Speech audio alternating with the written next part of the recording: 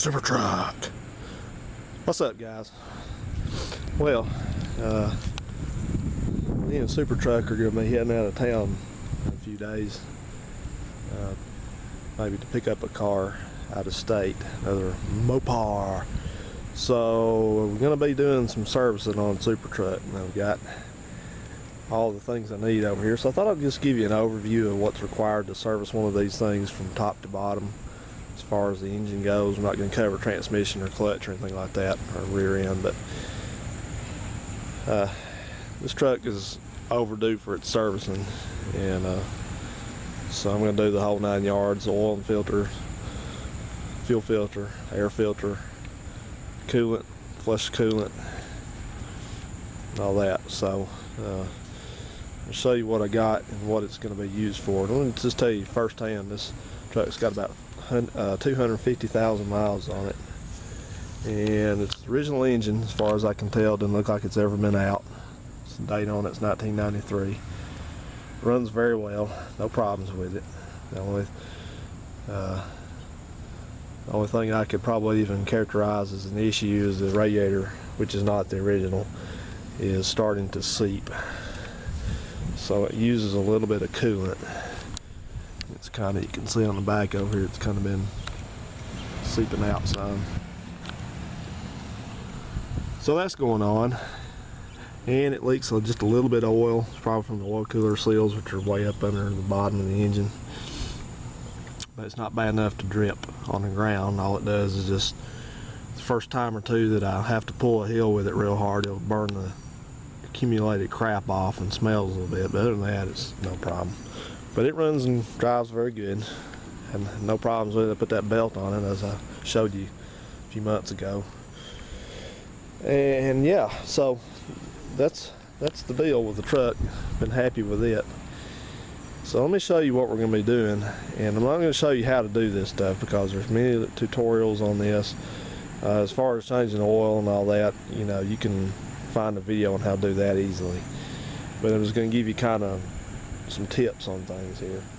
You know, some of this may apply to a power stroke. This is not a power stroke. If you ever wonder, look into the engine compartment of one of these trucks, especially since it doesn't say power stroke on the side of it, you can reasonably assume it's not a power stroke. Power strokes did not come out till 1994. This is a 93, so it wouldn't ever have had one. And if you ever look in here and you see this kind of air cleaner, looks like an old-fashioned carbureted air cleaner, it ain't a power stroke. So what we got here, we got our oil. We've got 3 gallons of oil there. This truck holds 10 quarts normally, and since I'm going to be using an oversized oil filter, which I'm going to show you in just a second, it's going to hold 11 quarts. So I have 1 quart left over. I have my gigantic oil pan. I think that's a 3 or 4 or 5 gallon oil pan. It's seen better days, and it still has some oil filters left in it. I've got this oil filter. This is a Motorcraft. This is a number on it, FL 1995. It'll focus. And this says Power Stroke Diesel. This is a Power Stroke Diesel oil filter number. But they fit on this engine just fine. They give you an extra quart of oil capacity, so it's a very good idea to use this one. And here's a little something I'll tell you guys, and I hope I don't traumatize people too much, but even though it says Motorcraft and Ford and all that all over this oil filter, Ford does not make this oil filter. This is a Pure Layer oil filter, which is a good oil filter. There's no problem with that, but Ford doesn't make it. So if you thought all along that there's a special division up there in the Ford factory that just sits there all day making oil filters, it comes directly out of the factory, I'm sorry to burst your bubble, but that's not the case. They don't make them. Somebody makes them for them. In fact, that's the case with all oil filters, really. If you buy an AC Delco, it's either a Champion Labs now, or it might be a Pure Layer. If you buy a Chrysler, same deal, might be Pure Layer, might be Champion Labs. Most of them now are one of the cheapos, so you need to watch that. This is the fuel filter, water separator assembly, and I'll show you in a second or two where this goes. You might as well just call it your fuel filter, that's what it is. But it's a Wix. I did not go cheap on this, or I did not go cheap. I don't buy cheap filters, because I'm not going to say I probably won't say Cactus Bob's name out loud. Oops, I just did. But he had some problems with a cheap filter, and I just want to avoid that. So that's that, and that thing runs about $40-something, that filter. Air filter, this is kind of a more of a cheaper air filter, but I'm not too worried about air filters as long as they do their job. I've got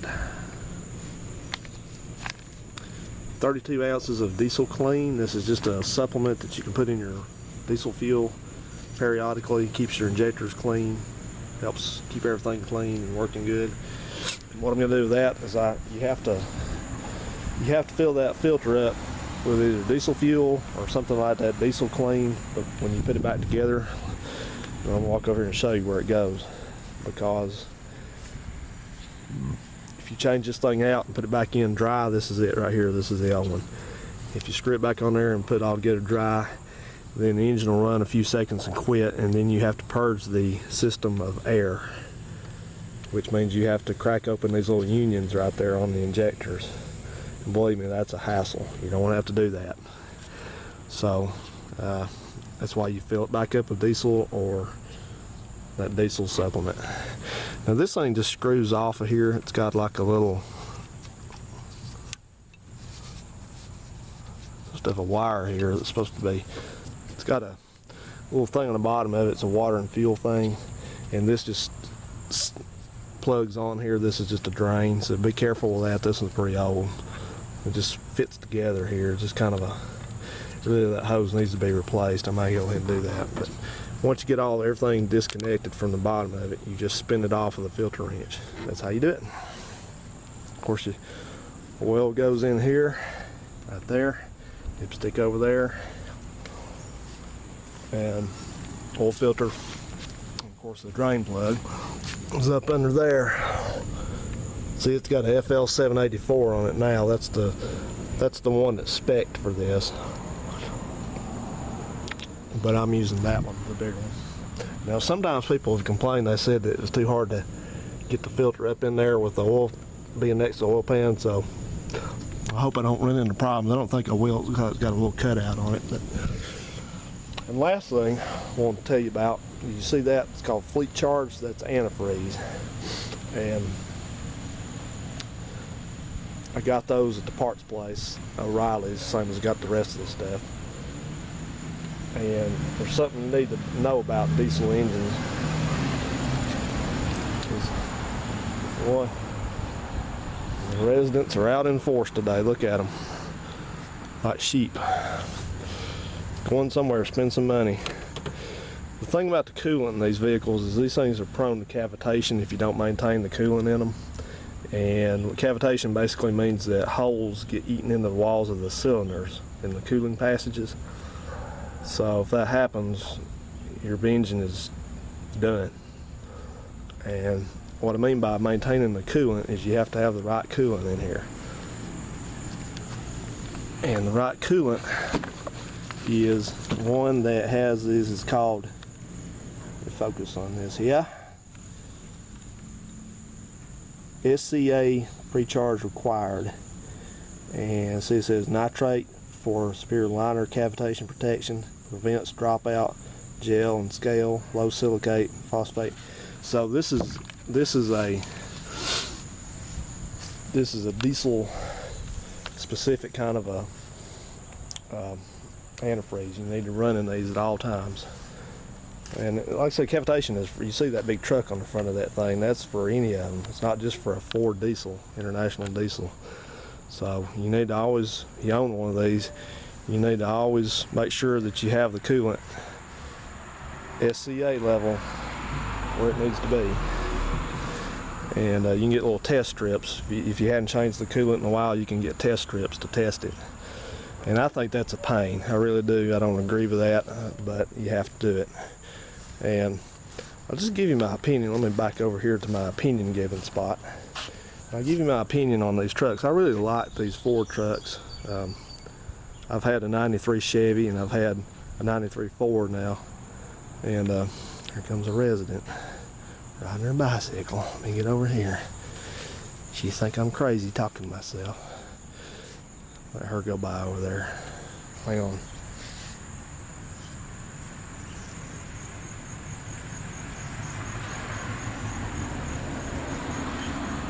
a little pooch in there with her too.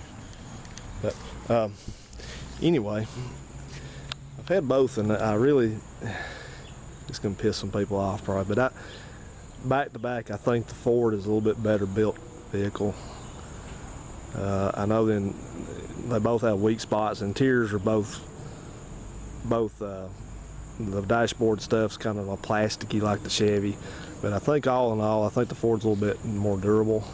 Especially like look at stuff like the doors and the door handles. You see so many Chevys and GMCs that have broken door handles and hinge pins are worn out. See, look at this one. So, and I like diesels. I think diesels are excellent engines for a medium-duty truck like this. But I don't know how to describe this very well. I do my best at it, but you know, I get kind of, there's another one over there doing something with his driveway. Make sure there's no dang weeds over there.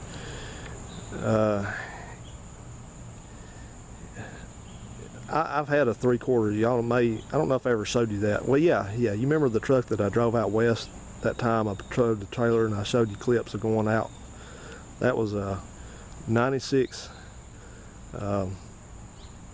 what was that? A Chevrolet 3/4 ton, 2500 with a Vortec 350 in it.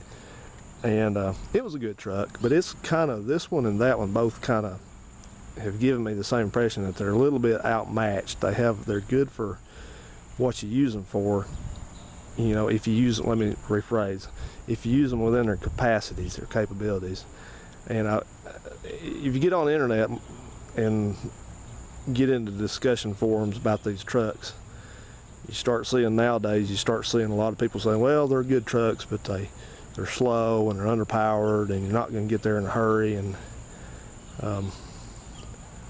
that's kind of, you know, I made that video several months ago called them hot rod diesel trucks, which was kind of a divisive video. It kind of made some people upset, but that's life. But that's the thing. I kind of, if I buy another truck after this one anytime, I think I'll probably go back to a gas burner, and I'll tell you why. Because this is, to me, this is the last of the line of simple trucks, diesel trucks. You know, people have gotten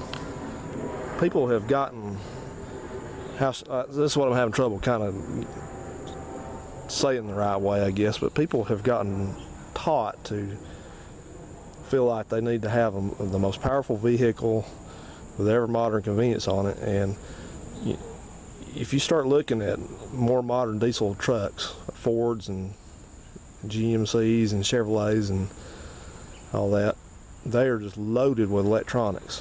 And this truck doesn't have any electronics on it. It's got one wire which goes to the, well, it's got a few wires, but they go to the kick-up solenoid, and then there's a few going back to the start relay and stuff like that. But overall, this is a very simple truck, and I think you know, it's nice to have a truck that's got 450 horsepower and you can drive like a sports car. And you know, I know people these days it seems like they have a complex about, you know, they don't want to have a slow vehicle and they don't want to look like they're inferior. I don't know, you tell me. But so I'm probably not going to be ever buying a Powerstroke or one of these newer diesel trucks, because try to wrap this up, but it seems to me like with all electronics and stuff on them, they're just, it's good while it lasts, but if they ever start screwing up on you, you're in trouble. So, but that said, though, this truck is slow. If you load it above 7,000 pounds on the back of it, you're going to be, you kind of struggle up a hill with it. But there again, you know, this is what I'm saying. This is what all that rambling was about. You know, it's what do you want out of a diesel truck? You know, it seems to me like if you want a truck that's going to work hard and be reliable,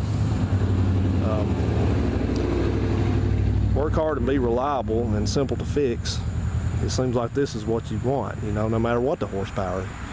You know, if you got to go 50 miles an hour up a hill and that's all you can do, that's all you can do. But if you want something, it seems to me like if you want something that's a hot rod, why don't you buy a hot rod?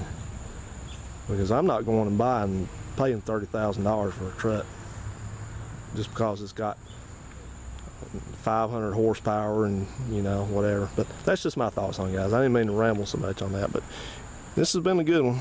Hadn't had any complaints with it. You know, like I said, it's just,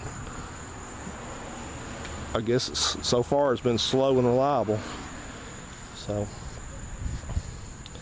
looks like this thing has been, I guess the cap was loose because I've not put any fuel in it recently. I've been using the front tank on this one. Oh yeah, this is one other thing. This truck does have that common problem with the front tank on it, where the pickup tube has broken off the bottom of the fuel supply in the tank. So it gets down to a quarter of a tank, it'll run out on you. And then when it runs out on it, you're screwed because you got to prime it, and you don't want that to happen. All right, guys, I'm going to get working. So see you soon.